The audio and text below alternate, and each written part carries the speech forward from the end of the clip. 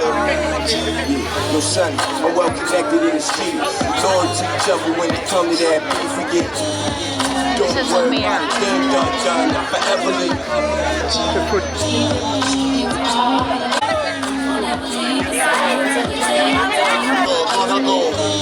And when we get to the telly, I'ma bend you over, man. Oh, yo, Mark, Good afternoon, everyone. That's not all we got. Good morning, good afternoon, everyone. Is this a rally or what? All right, I'm going to ask all the speakers if you could come on up. Senator Worrell, all of the reps, all of the folks who are going to be speaking as well. We're about to kick this thing off. I'm Rep Holmes. I'm just here to say welcome. Why don't we start by thanking the DJ and the audio crew? Why don't we give them a hand right off the bat? Great to see everyone out this morning. Chris, you joining me or what, brother? What's up? Senator Worrell.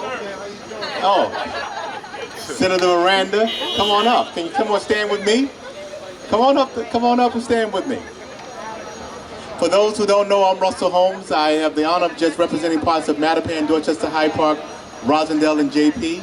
But most importantly, I am here as a legislator to stand and say my job is not to speak for you.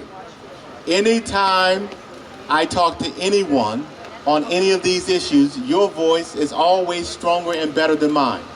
So my job today is just to make sure that you have, one, the pieces of legislation that you think are important for you to file, create the venues for you to come out and speak, and then allow you to speak. It is not our job. So I'm going to say to you, don't let these reps and senators come here and speak for you. None of us speak better than you do. And so what we're going to do is we're going to move out of the way. We're going to do a couple of speeches and talk about a couple of the bills. And then we're going to let a lot of you guys come and speak and talk about your issues because no one knows them better than you. So thank you all for coming. Thank you all for advocating for yourselves and your family and all the things that you think are important. And I'm going to kick it off to... First, we're going to give it to Lindsay Salvadoza, our representative. Come on, Lindsay. Thank you. All right, we need to get a little bit louder. I heard rally, so rally means louder, all right? So, I'm Lindsay Salvadoza. I'm the state representative for the 1st Hampshire District, representing Western Massachusetts here. Any other Western Massachusetts people? No, very quiet. All right. That's what it's like when we visit prisons too. The number of Western Massachusetts people who show up for our brothers and sisters who are incarcerated is pretty low, and we need that to change. So I am there to represent the voices of the people who cannot be here today. I've been working on the joint venture legislation with We Are Joint Venture. We are coming up for a hearing next week, and we are going to try to get their voices into the State House so that we can understand how best to move this legislation forward. I have to tell you, this is not easy work. This is really hard, complicated work, delving into criminal law and trying to figure out how you make it fair. I don't know if that's an oxymoron, it might be, but we're gonna do the work, and I'm excited to be here with you. I'm running back to a hearing, and what? Erica next, and I'm going to pass it over to my friend from Somerville, State Representative Erica Iberhoven.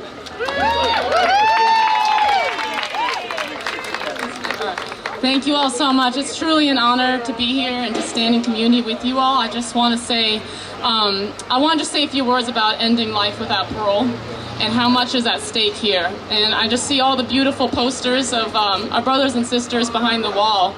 If everyone has a poster, can you hold it up? Because this is exactly the face. I just, as a legislator, we have the opportunity to go visit prisons.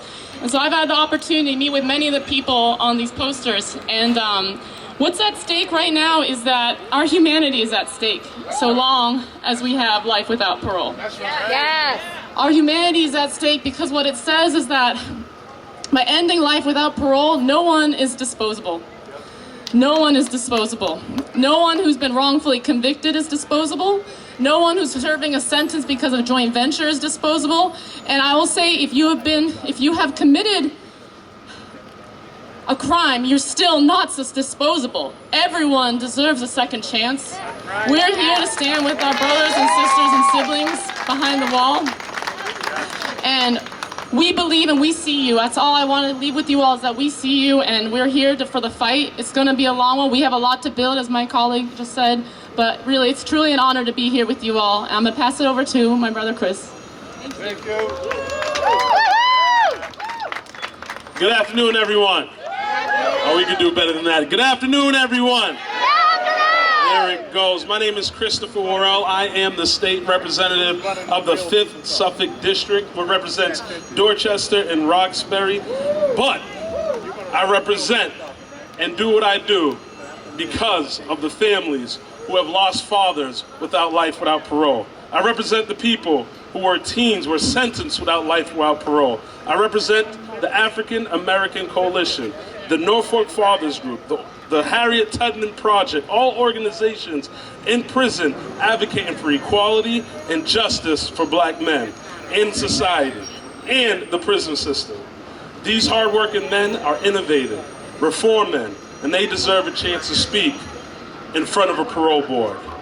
The overuse of life without parole sentences black men and boys. It is a reality that plagues my community since the day I was born. I am a firm believer of a second chance, and I thank you for having the opportunity to share my beliefs with you guys. So when we get in the State House, let us tell our stories inside and outside. All right?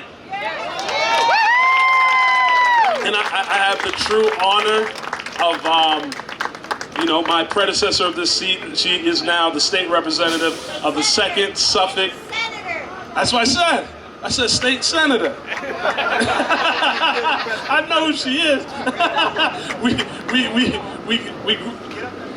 She just now messed me up. But state senator Liz Miranda, give it up. Good afternoon, everybody. Good afternoon. We're not loud enough. Good afternoon, everybody. Good afternoon. You know, the governor's door is open, so hopefully she can hear us. I'm going to be the anchor of this legislative delegation. Like Russell likes to say, I like to talk. But I'm going to be very technical because when I got into this building 4.5 years ago, I was the only elected official with an incarcerated sibling in the Mass DOC. And that led me on this path to file each and every bill, including ending life without parole, because I knew firsthand through my siblings and my own father how much damage is done to families and communities due to incarceration, particularly incarceration that throws away people to die in jail. So I want to thank my colleagues and the distinguished guests, and thank you, all of you guys that have posters. Please come up to the steps. And members of the press, I stand with you here today to address an issue of utmost concern and one that I've been working on since being elected. I want to thank SELWA, We Are a Joint Venture, the Harriet Tubman Project, Mass Second Look,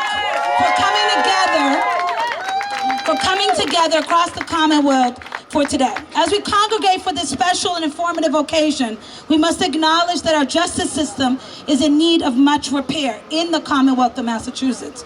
Our justice system disproportionately affects people of color and further condemns those it was made to rehabilitate. Life without parole reinforces the idea that there are no second or third chances for some members of our society, and that they're unredeemable, which is not true.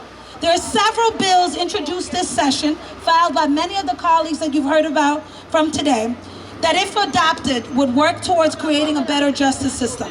All the electeds and advocates speaking today believe in this legislation, and we hope to push it forward in the steps in the right direction, and we hope to work tirelessly together to ensure that we can get others on our side.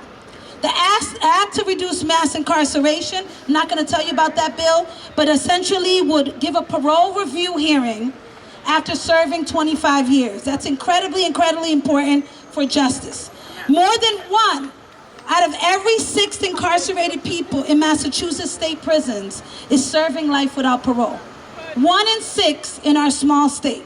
Not only does denying individuals a chance to ever apply for parole take away their chance at rehabilitation, but life without parole terms waste money and do not genuinely increase public safety. I would argue that this is barbaric and archaic and does not help to rehabilitate even the individual sentence. After all, is it not what our jails and prisons are for? Life without parole sentencing is death by another name. So I want to thank you all for being here today. I saw Representative Sam Montagna. Why don't you come up here? Representative Steve Owens, if you're here. Any of my other colleagues, we are here working together to make sure that these bills are not only passed this year, but every year that we're in office. So thank you all for being here today. Everyone here has done an outstanding job of getting your friends and family out. Now we need to do something else, twice as much as we did today. So the people you called to get everyone here today, when legislation shows up and people need to come here and advocate for bills, call all of your friends again and get twice as many folks. And I just want to just give a special shout out to Cynthia, who helped to pull all of this together. And so she told me, just like Liz told me, she's long-winded as well. So I'm going to be short and just say, let's give a shout out to Cynthia, who's going to kick off the rest of our panel. Thank you so much. This is just amazing. So I'm the campaign community.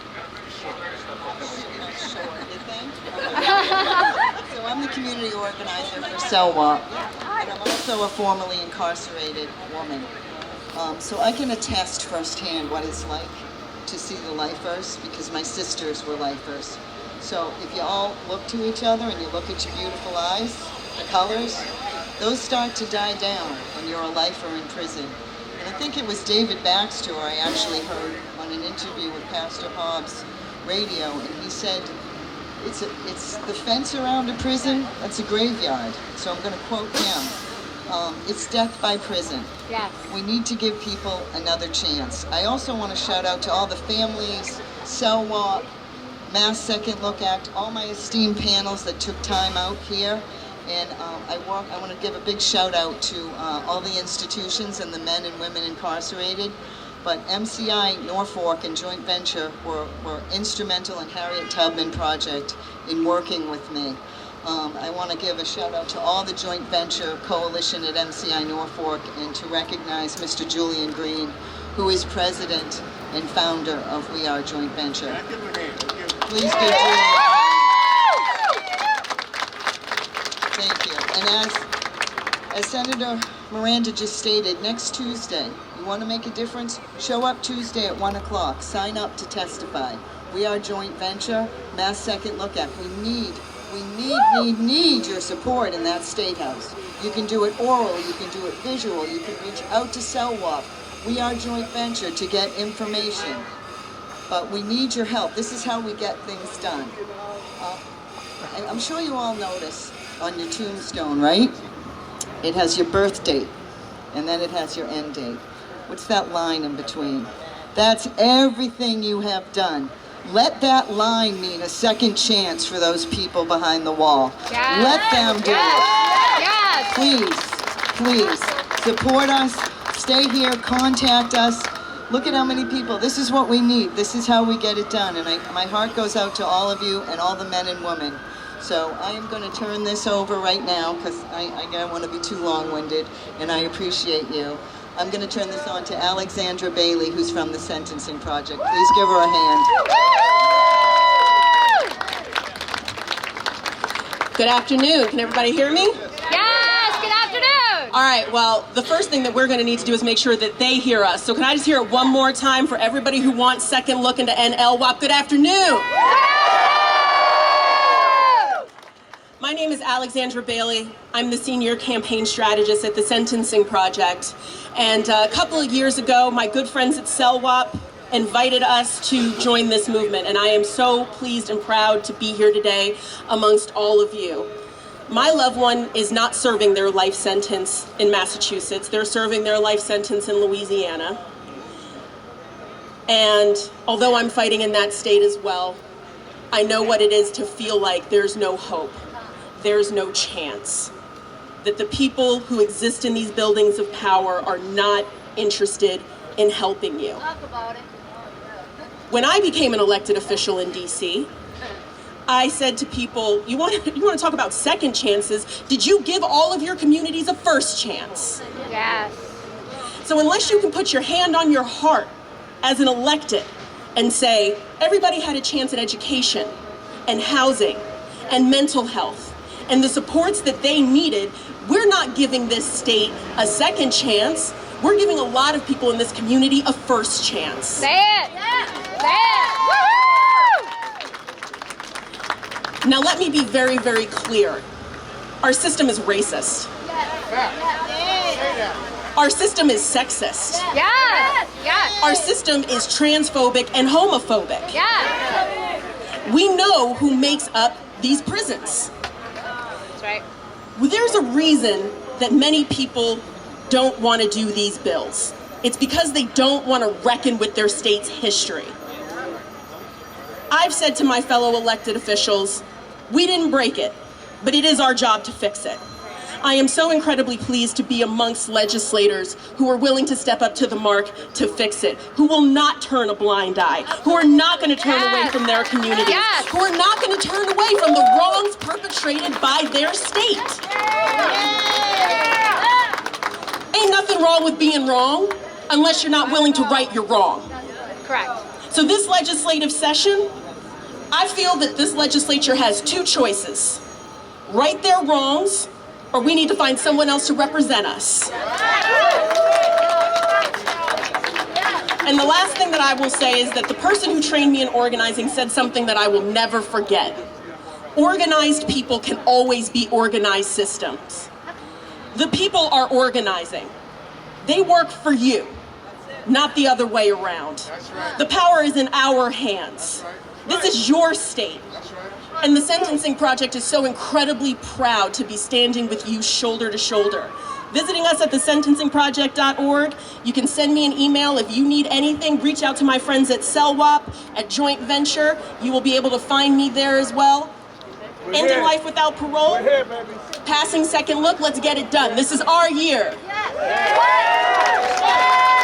This is our year. Thank you all so much. And can we give another round of applause for the Sentencing Project? Because one thing we know, that public policy doesn't change until there's public discourse and public opinion changes. And your data, I just want to say a point. You talk about Louisiana. Massachusetts is tied with the state of Louisiana for the percentage of people serving life without parole. We have 3 times more people serving life without parole in Massachusetts than the state of New York, a state that is 3 times bigger. So we know that there's injustices here in the Commonwealth of Massachusetts, and we're not tied with Louisiana on anything. Usually Louisiana and Mississippi at the bottom of the list of almost every health outcome or every economic outcome, and Massachusetts is in the top 5. So this is the time to get it done. So thank you to the Sentencing Project and your soul sister for that.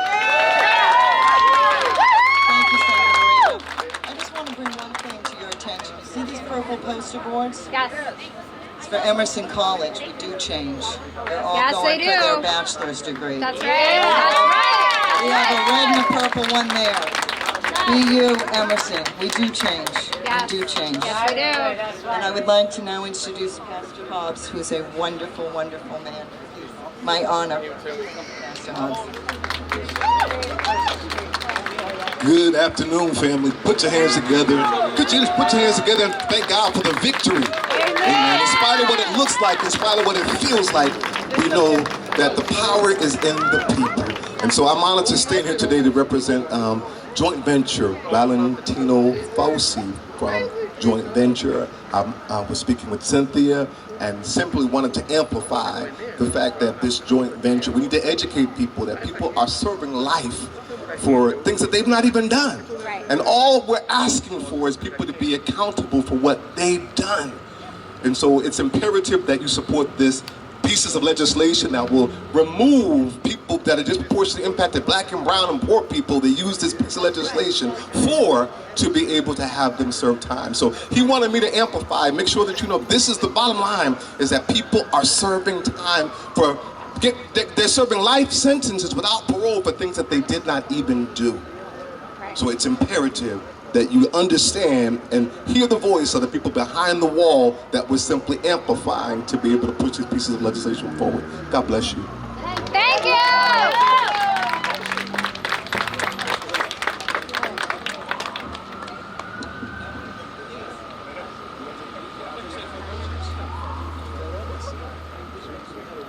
Yes, my name is James Watson, and I was also sentenced on a joint venture for the coke defendant, Frederick Clay.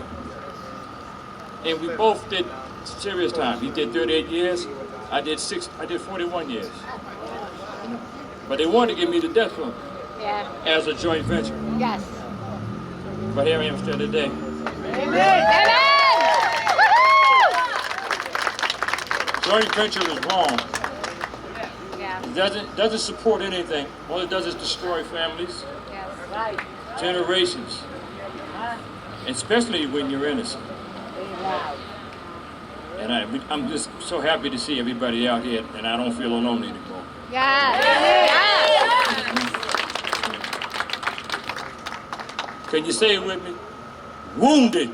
Wounded. Wounded. Wounded. But not broken. But not broken. Wounded. Wounded. But not broken. But not broken. To the fellas in Norfolk, we're rooting for you. Yes, we are. Yes,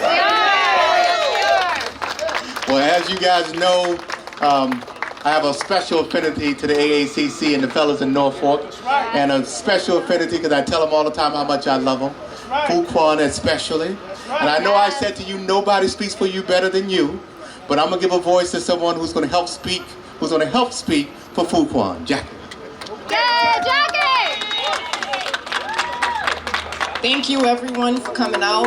Just want to thank everyone for showing up because there is power in people, regardless of what they say. Before I get started, I want us all to take a moment of silence for the victims of homicide, for everybody that was wrongfully convicted, the families of those that are wrongfully convicted, the communities that are impacted by violence. As you know, we've just lost some babies this weekend.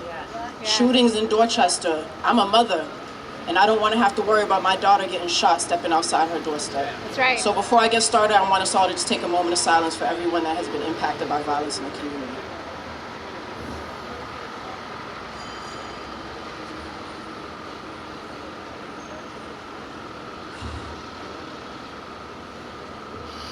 Thank you. So my name is Jacqueline Fonseca. I'm with the Harriet Tubman Project. I'm the creative director behind the Free Fuquan campaign, and I'm one of the newest members of the New England Innocence Project here in Boston. And as I said, I'm from Dorchester. I'm a mother. I've been impacted by violence directly, and I've also lost people to incarceration, both wrongfully and those that are taking accountability for their crimes. So I stand here representing everybody, because when someone loses a life, we don't think about the family members that are left behind and the trauma that is passed down. And those babies are feeling that trauma, and they're out here, they feel hopeless, they feel powerless, and they're trying to gain their power back by the gun. And we have to bring brothers home and sisters home that have been rehabilitated or have been wrongfully convicted that can guide these babies. Yes. So this is more than just about wrongful conviction. This is just about rehabilitation. Yes. Because incarceration does not rehabilitate anybody. And the Department of Corrections is not correcting anything. Right. So I do want, we all should pay attention and understand that slavery never ended. Correct. It was simply rebranded to include everybody of all races, Yes. especially those that are poor, Yes. and those that are ignorant to the language of the law. Yes. So if you don't understand the law, you'll be most likely exploited by it. So in 1865, the 13th Amendment was passed. And the 13th Amendment states, one moment as I pull it up.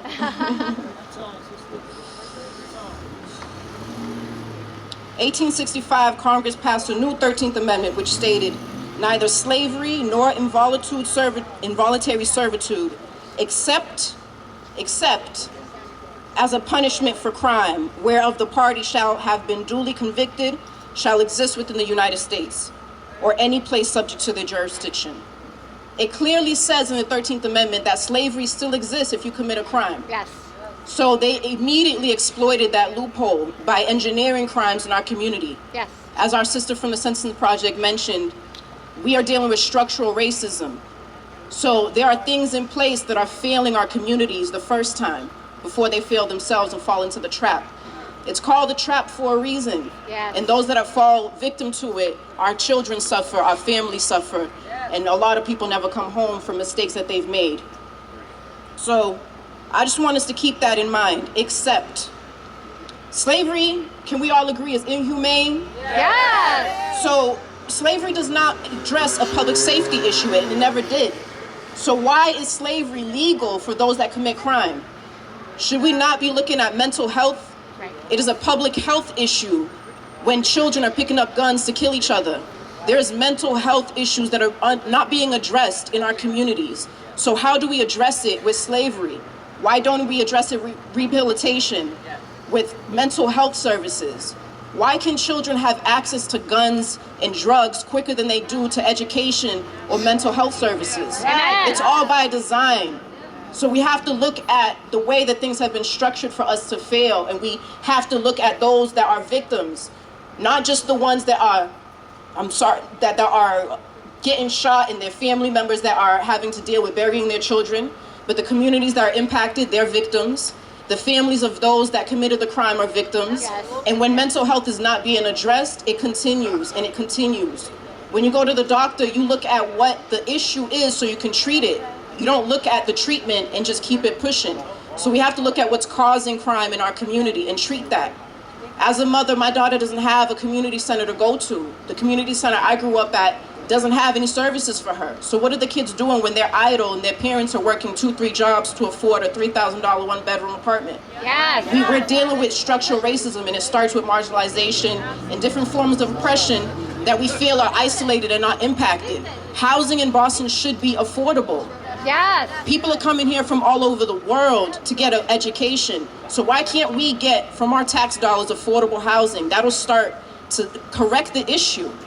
The Department of Correction is not correcting anything, and those that are coming home, the exonerees and those who are wrongfully convicted that have done their time as well, they have rehabilitated themselves, not because the DOC has provided programming for them to do so. Exactly. So I support Free Fuquan. I support the Harriet Tubman Project because Fuquan was also a wrongfully convicted man that was a boy when he went in at 19.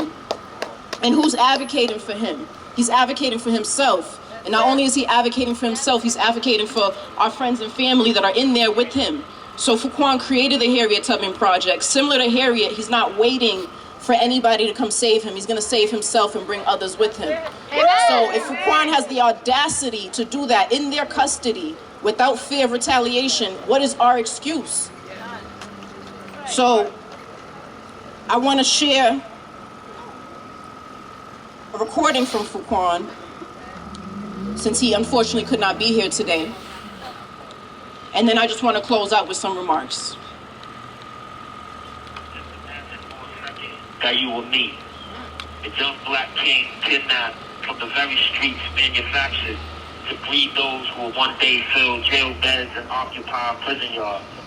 Also imagine when a defendant of this offense was the state, whose atrocities have not only been well documented, but have invoked the fear in those most noted to descend from a warrior's blood. What would be your response to the apathy around you when it's realized that you're fighting this war alone for 26 years, when the megaphones during these rallies utter that this generation is the most prepared to combat the racism that lies at the center of this country's most democratic institutions? Too often are we found deifying our most resilient freedom fighters rather than extending to them the greatest of tributes by dismantling the very institutions that they have given their very lives attempting to amend. How is this very moment different from the others, which has promised but lacked the fortitude required to represent anything transformative? The Suffolk County District Attorney's Office and the Boston Police Department are currently responsible for engineering more wrongful convictions than almost any county in this country.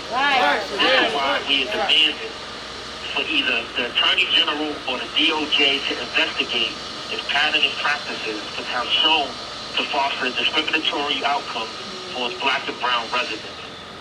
We are the Harriets of today, and although our resiliency is akin to steel, it would be a lie to say the silence around the civil rights issue from those most impacted by it doesn't provoke any pain. Yet we will prevail, but not by forgetting the realization that nothing will change until we do. Peace.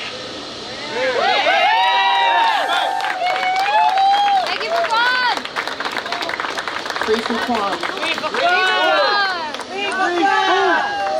So I'm just going to close out by saying we are the Harriets of today, just as Fuquan manifested. Harriet was 5'2", my height. She was born into slavery, illiterate, couldn't read or write, and she also lived with a physical disability. So if she is one of our greatest revolutionaries, what's our excuse? We have our legislators behind us. Yes. We have our education. We have our health. And most importantly, we have our freedom. So what are we going to do about it? We want to be on the right side of history because our children are going to be looking at this and say, so what did you do about it? So we have an obligation to generations after us to do something about it. And if not, these organizations, these corporations are going to continue to profit because they're not interested in rehabilitation. Slavery, free labor does not rehabilitate anybody. It's making money for corporations and organizations like Walmart, McDonald's, Victoria's Secret, Verizon, Sprint. Google it and see who's profiting from your loved ones being incarcerated. So until we do something about it, this will never be about a public health safety issue. It'll always be about profit over people. Peace. Thank you so much. That was so powerful. Next, I'd like to bring Dr. Joan Parkin up to say a few words from the Art Joint Venture. She has a letter. Thank you, Dr. Thank you so much. What do we want? When do we want it? What do we want? When do we want it? What do we want? When do we want it? No justice. No justice. It is my honor today to read a statement from Julian Green, the founder of We Are Joint Venture. First and foremost, I want to thank everyone that showed up today. Where there is people, there is power. As I sit in my cell listening to There Will Be a Day by Jeremy Camp, a smile comes to my face, knowing that this day was manifested because a community organizer by the name of Cynthia Goldberg and a coalition by the name of the Campaign to End Life Without Parole made it clear that We Are Joint Venture. We Are Joint Venture is a coalition that was brought to life through a pandemic and instigated by the tragic death of George Floyd. Heavily supported and collaborated on by two dedicated state representatives, Ms. Lindsay Sabadosa and State Representative Russell Holmes. When I was 12 years old, I used to travel to Maine. And while everyone was enjoying s'mores, I would find myself in a kayak, fascinated by a night sky full of stars, believing that my dream of being an astronaut will one day have me standing on the moon and fascinated by the view of the Earth. Leaving Maine, I always felt like I was leaving my dreams behind. Back in the city, there were no more night sky full of stars, just city lights, blocking out every childhood dream there was to be had. The only star we had in our community was a man named Mel King, a man that tried so hard to educate us on a system that was designed to suck purpose out of our lives. A man that I failed as a child, but a man that I shall be proud of the man I am today. I write this to you hoping you will all understand that humanity begins with us. Today we are all joint venture. Today we are all one. Today is not just a moment, it's not just a rally, it's the common purpose that brought us all here together today. To have men and women sit in prison for murder while never killing anyone is just flat wrong. It is not even close to what justice is. We can no longer ignore this fact. Massachusetts has been lying about how many actual murderers they have housed in their prisons. Massachusetts has been targeting black and brown communities, labeling them murderers and sentencing them to death for murders when they know these individuals are factually innocent of such murder charges. Overcharging children for low-income communities and creating murderers out of our children are human rights abuses. Stop it now. Let us shut it down. Shut it down. In conclusion, Javian was a high school student, supported by his high school principal, but now is fighting a murder charge. While the district attorney is acknowledging that he didn't kill anyone, how are we justifying overcharging that child? The only black child out of 4. Why do we continue to perpetuate injustice? Why? These are the questions that I seek out every single day. These are the questions that run through my mind in class. These are the questions that have created my purpose. Just remember, everyone, it is only when we humanize that we can socialize. It is only when we socialize that we can communize, and in return we shall be one, bonded by humanity. From Julian Green, founder of the We Are All Joint Venture. Thank you very much. Thank you, Doctor. I can't help but to have to give Minister Randy a shout out when he shows up. Thank you, all the nation, for all that you do. Even the other day when we had some folks, as the senator or representative talked about something go down in Suffolk over at Target or whatever, the nation shows up and said, we don't need the police to police our community. We can show up and support our own young brothers and sisters and just give them the right direction. So let's give a shout out to Minister Randy and a clap to him. I can just simply say to you guys, the other persons and the other people that are so important are us, family. The folks who love still the people who are locked up. And I can tell you there are two powerful women who put together a recent program at a church. I forget the name of the church, but I had to find it in the backwoods somewhere. But they were outstanding. And so they're here to say a couple things about We Are Joint Venture as well. Let's give them a round of applause, please. Hello, good afternoon, everyone. My name is Vanessa Doris Stahl. I run the social media for We Are Joint Venture, and I'm speaking on behalf of all these men today. I want everybody to know that this is a group, collective effort. Not one single person is responsible for bringing us here today. These men have decided to put their own cases aside to come together and start a necessary conversation that has been long overdue. That's right. According to data compiled by the We Are Joint Venture organization, since 2003, just within the Middlesex, Plymouth, and Suffolk counties, there have been an estimate of 225 joint venture murder cases. 117 of those coming out of our inner cities. This means within 225 of those cases, there are multiple men and women possibly serving life without parole sentences for actions of someone else. The criminal joint venture theory, as it stands today, allows individuals who are not the principal actors in a crime to be held responsible for the actions of others during its commission.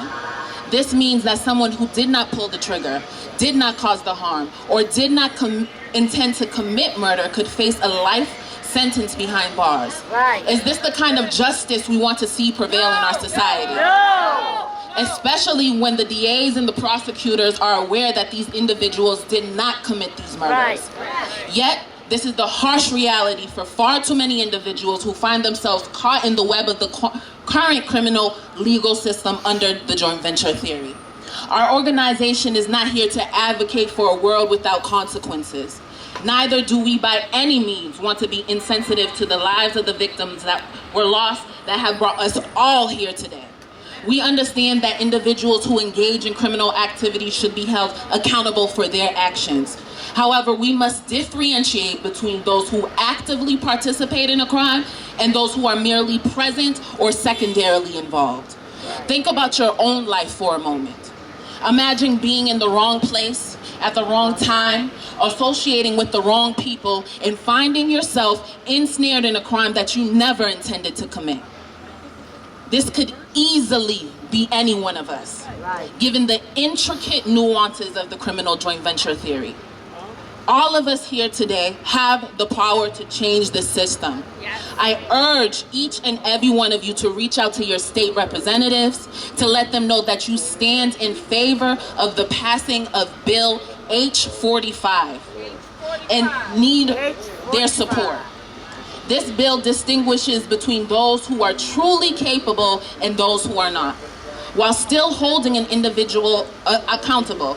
It could also reform sentencing for the secondary person to align with the actions that they participated in. I'm asking everybody here to follow us on our social media platforms, Facebook, Instagram at We Are Joint Venture, to see and get a better understanding of the work that this group of men at MCI Norfolk have been doing. The majority of who are all serving life without parole sentences for murders they did not commit. They are doing something that truly has never been done. And with your help, we can provide many men and women the hope of a second chance, because change requires public demand. At this moment, I want everybody to say, we are joint venture with me. We are joint venture. We are joint venture. We are joint venture. Because again, this could be any one of us. Thank you, And please, let's join together to make an equitable future. Amen. Thank you, Vanessa. Hi, my name is Shiaka McIntosh, and I'm in here on behalf of the joint venture bill. And I've been working with We Are Joint Venture organization over the past 6 months, and I've been truly astonished at all the work that they have been able to accomplish from inside.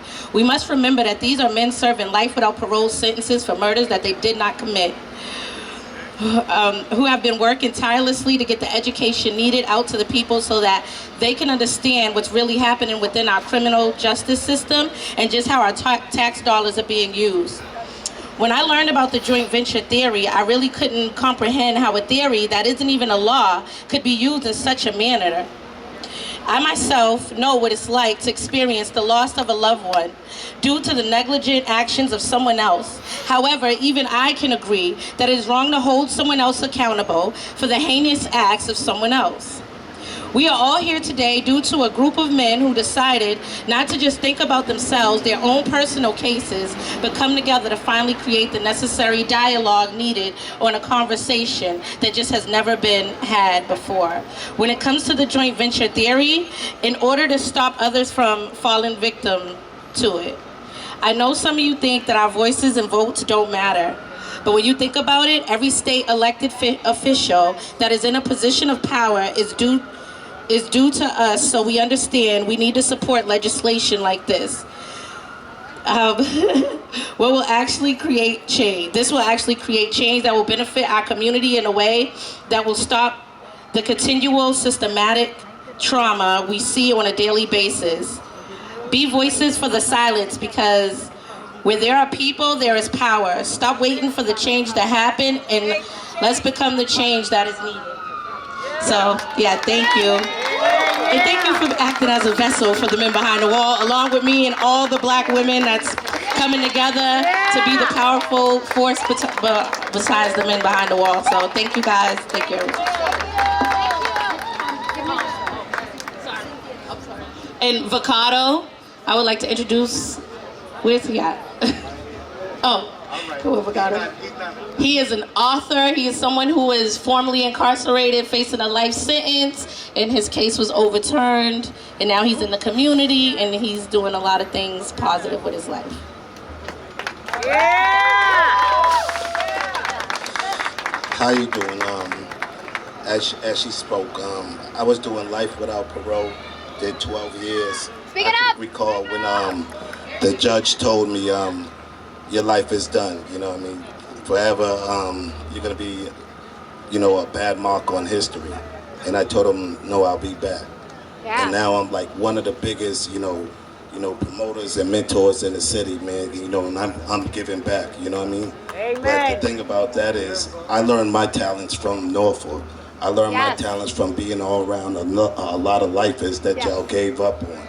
And if you think that I'm doing something, man, you haven't seen nothing yet, man, because Amen. This is something that we need to fight for.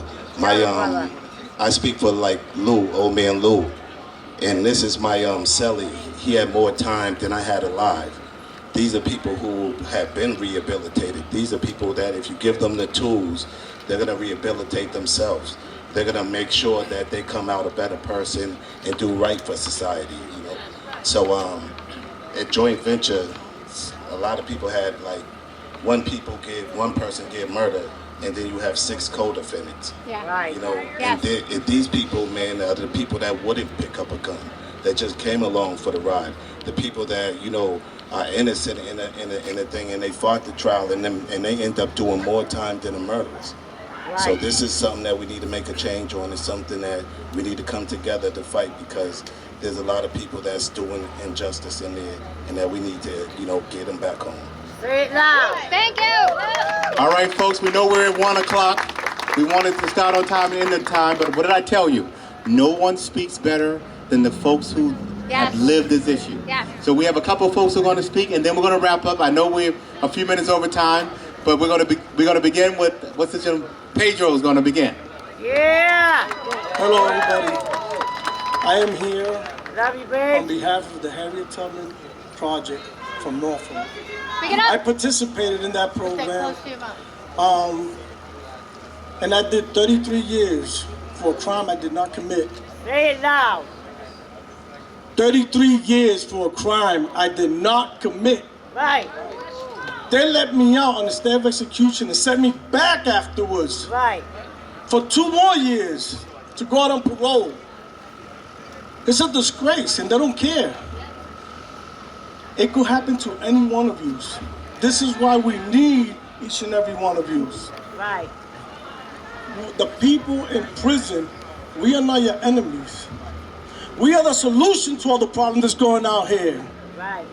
And people need to understand that. We're making bills in there. I'm coming out here and I'm doing my best to help with kids. The young brothers out here, they're helping out, making a difference. We're not your problem. They make us out to be a problem. They did this to us, mitigating factors, you know? And I look for everybody to support us. And we are Joint Venture. Thank you. Thank you.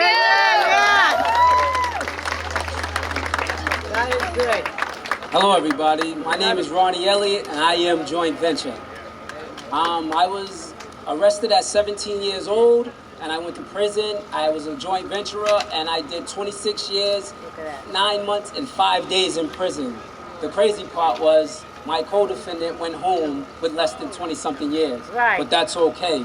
I just want us to be able to speak to the injustice and the fairness to the justice system when it comes to joint ventures.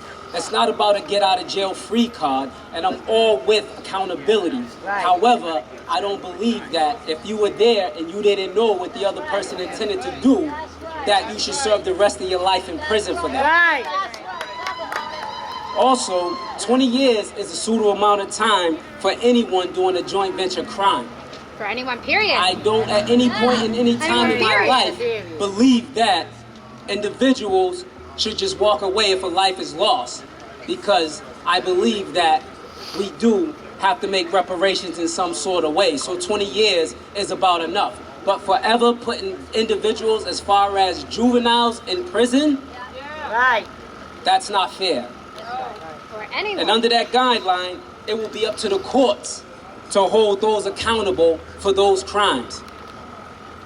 Like, I speak for the Fuquans, I speak for the old Dare Fernandez, I speak for the John Gomes, I speak for Irvin Cruz, I speak for all of these guys. I've been in prison with them for all of my life since I was a kid at 17 years old. Now, I'm out to make change. Amen. And the change that I'm making is, I'm speaking up for those guys inside that don't have a voice because there's a wall between them and us. Say it now. Say it now. And once again, like, I don't want to take up too much of your time, but I just want to say, man, listen, we are joint venture, and I don't believe that this law is suitable for any of us. Thank you.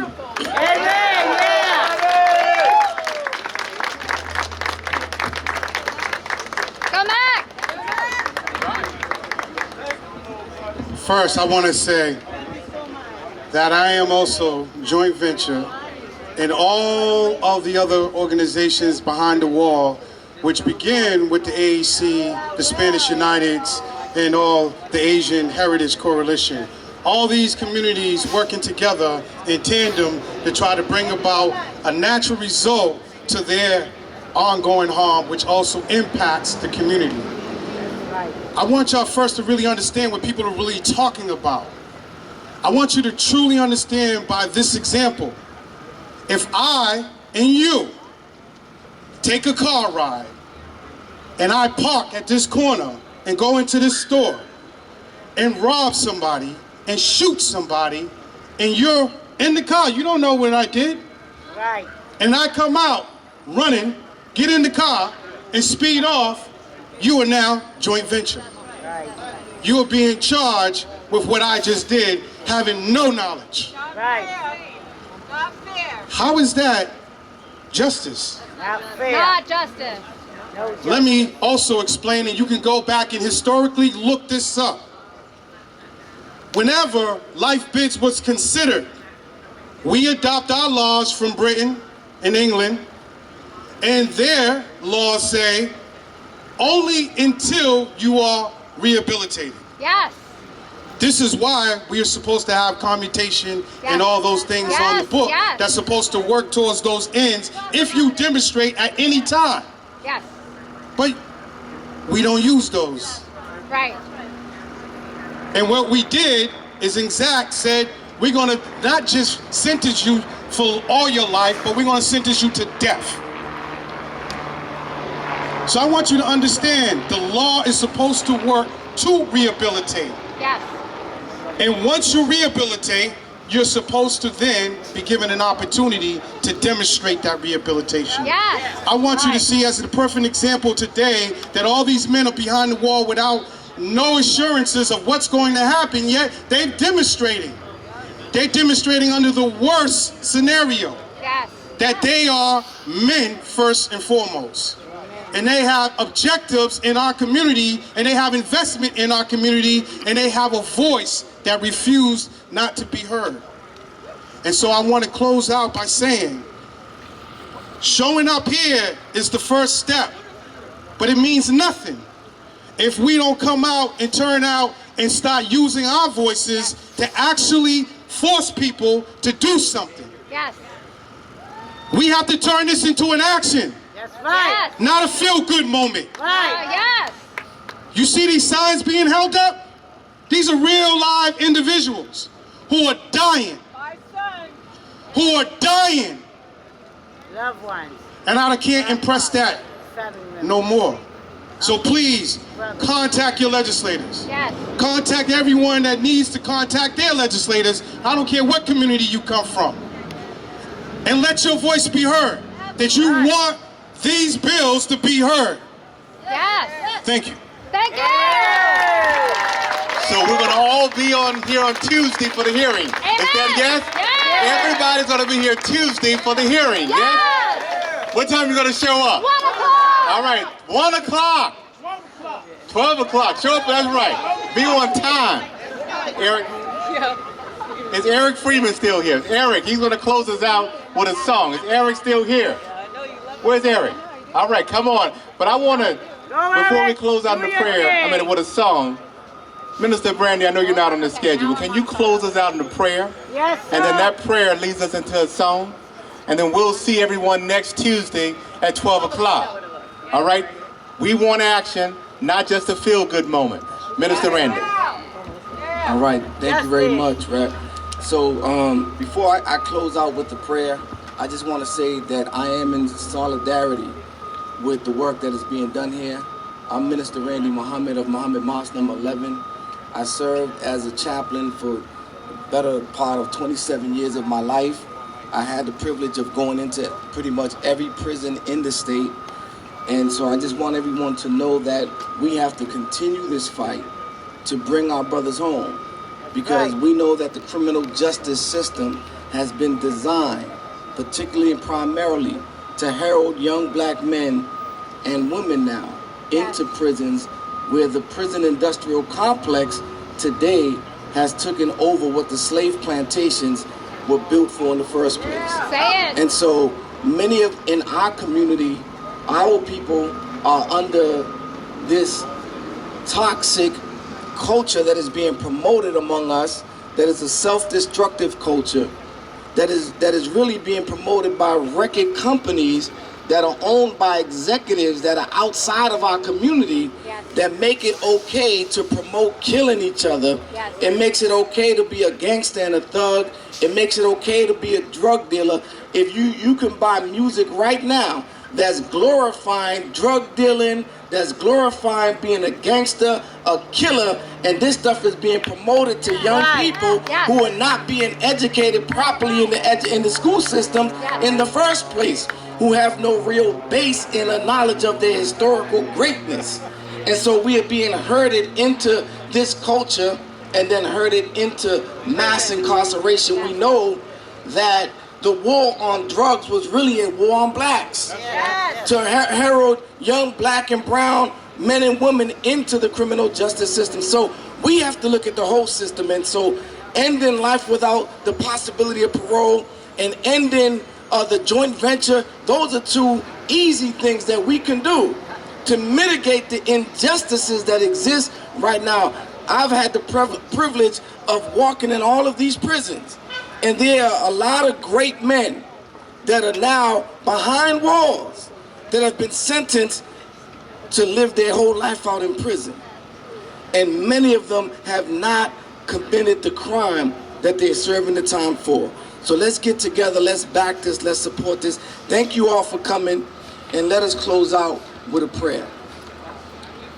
In the name of the one true and living God, to whom all holy praises are forever due, the revealer of all truth, the sender of all prophets, the God of Abraham, the God of Moses, the God of Jesus, and the God of Muhammad, the God of our ancestors, we thank you for all of your blessings.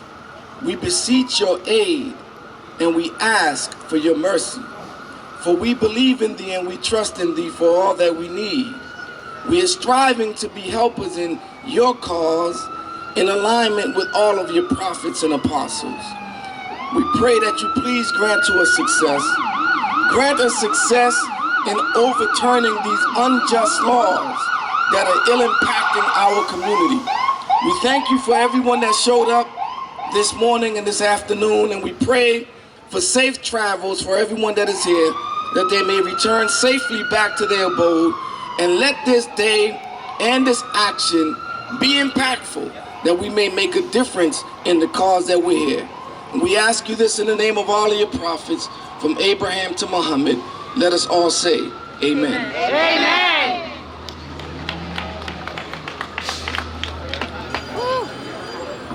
We're going to close out in the song. Again, we'll be here next Tuesday, 12 o'clock. All right, we're going to close out in the song. We really appreciate all of you being here today. Let me tell you, if this is your first time to this building, that is a sad state. You own this building. Yeah, we do. Act like when you walk in here next Tuesday, you own the place. Yeah, we do. Don't walk in here like shy, just going through security like, hey, why am I here? You pay for it. Yes. You own it. Yes. Come on up and, what do we have? What do we have going on here? All right.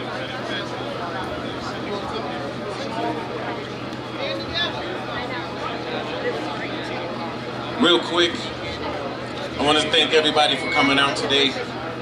Everybody is here because they either know someone or has a loved one that's incarcerated.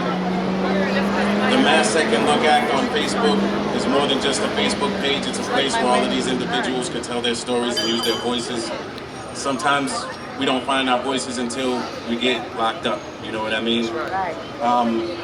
On this Facebook page, you'll hear poems, you'll hear songs, just people expressing themselves, you know what I mean? So please go on the site, support. Thank everybody for coming out today. This is a beautiful thing to see, honestly. Eric Freeman, this is Joshua Hayes. The song is called Second Chance. See, a very long time ago, there was a discussion between the Father and the Son. See, the Father was disappointed with his creation and wanted to destroy it. The Son said, Father, send me forth. Let me wash their sins, because everybody deserves a second chance. Father, got my hand across this paper with this pen, so I can open their eyes and help them understand. I'm a man denied my rights, just a better circumstance, but now I'm begging and pleading for a second chance. Hear me out, y'all. The Rico made me take that fall, even though someone else made the call. After all the time that I've lost, I wouldn't wish this on nobody at all. So shout out to my brother, man, I'm missing my sis. I just want a home mother who knows that I miss her. And to my sons and my daughter, no daddies that love you. And Lord, here I am, wash my sins, I repent for my change. Everybody needs a second chance in life. If you will it, you can change. The first time we all fail when there's no guide. Everybody we can change. Everybody needs a second chance in life. I miss my mother, father, brothers and my sisters, my cousins and my friends, and every girl I can't pretend. Had enough of being down, so today I need a win. If I ever get out this pen, I'ma never come back again. No, you were my father when nobody else was there. You taught me right and wrong when nobody else cared. I can't imagine what you think and how you feel inside. Would things be different if you never ended up inside? What about your siblings and what about your kids? Would you have a wife right now to call and a bitch you can change? Everybody needs a second chance in life. If you will it, you can change.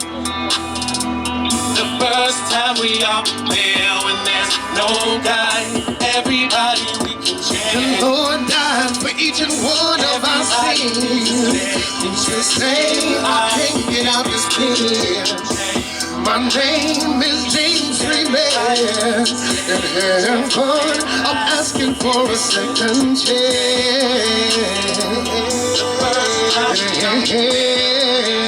I'm asking for a second chance. If I can change, you can change, we can change. Yeah. If I can change, you can change, we can change. If I could change, you can change, we can change.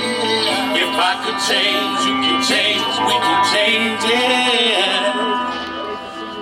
Thank you, everyone. Again, we just want to thank everyone who organized this. As mentioned, no one person did this. All of us did this together. We want to just make sure one more time there's an action next week, noon, 2 o'clock. Call every friend, call everyone you know. Let's make sure we get everyone out to stop Second Look, or start Second Look, and stop life without possible parole. Thanks everyone for coming. Oh, we might have had one other person come. We got one more person, and also there's a man named Amos Don who was wrongfully convicted. He published a children's book, Behind the Wall, and his wife will be, showing that you guys can just scan that QR code for us and order his books. Thank you. And here's my sister, Taylor.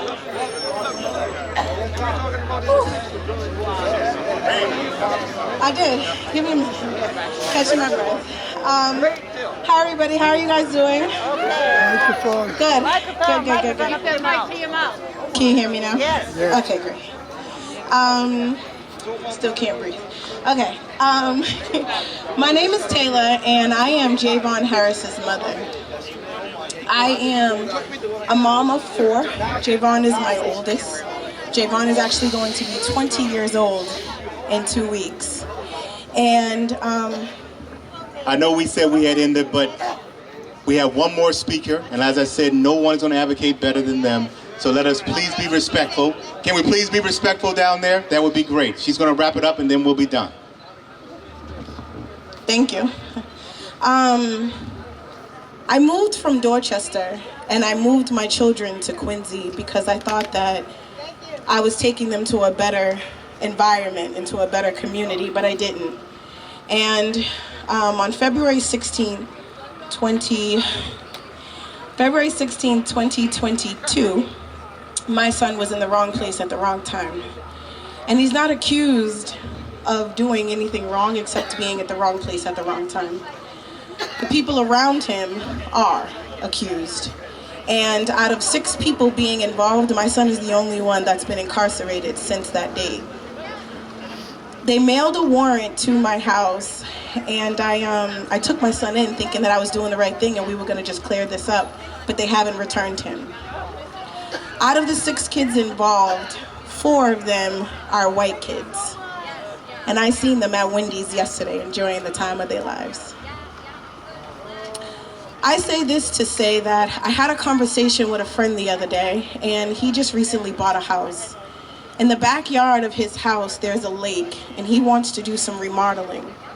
He can't remodel because due to a law that's back in the, I think he said the 30s, he has to leave an opening so that livestock can get to the lake. No one's walking livestock anymore, but that law still exists, but it was put in place because back then there was. The joint venture theory was put in place many years ago Times have changed. At work, your employee handbooks change. At work, laws change, traffic laws change. Things are continuously evolving and they're changing for the times of today.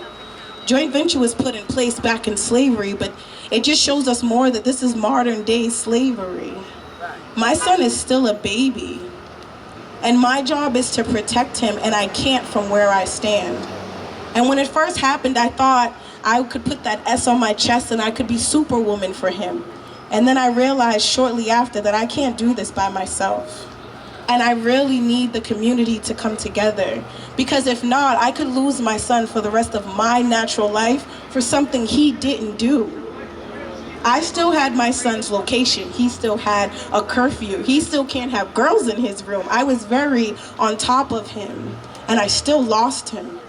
And there's so many people that have lost so many years of their lives due to this theory. It's a theory. There's no justice in the theory. It just allows them to take us away, our boys away, our men away, our fathers, our brothers. It allows or take our sons away. It allows them to take them away, and there's nothing you can do. And then most importantly, you go to hire a lawyer. Lawyers want $100 grand. So now you're telling me I can't even afford to save my son's life. The one job that I have, I can't even afford to do that. So I say that to say that it really does take for us to come together, because it can be you for standing in the wrong place at the wrong time. That's all that matters. And then obviously the color of your skin is used against you from the day you're born. So again, thank you, because I can't breathe still. Again, I say, I really need everyone to come together. I think it's all fun and games until it hits home. A lot of these laws and theories I heard about prior to my son's situation, and I would be like, dang, that sucks, or dang, that's a sad story. And then when it hit home, it was like, okay, we need to change this immediately. But it shouldn't take until it hits home.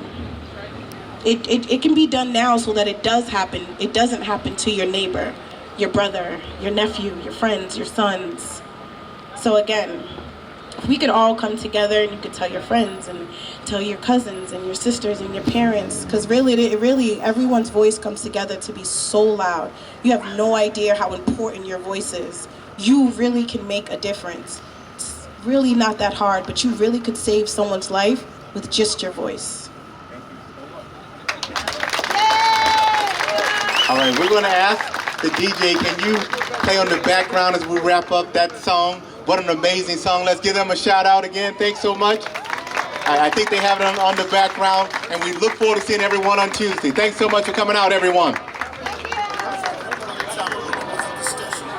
discussion between the Father and the Son. See, the Father was disappointed with his creation and wanted to destroy it.